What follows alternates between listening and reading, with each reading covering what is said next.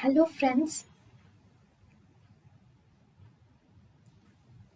Welcome to Creative Medicine.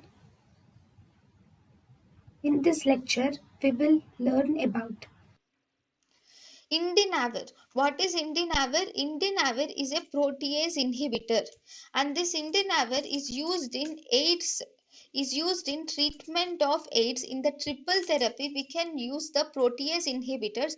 So Indinavir can be used. The stones which occur on using this Indinavir are called as Indinavir stones. These Indinavir stones are radiolucent and they are seen in 6% of patients. Now, these are radiolucent, so these Indinavir stones are not visible under X-ray.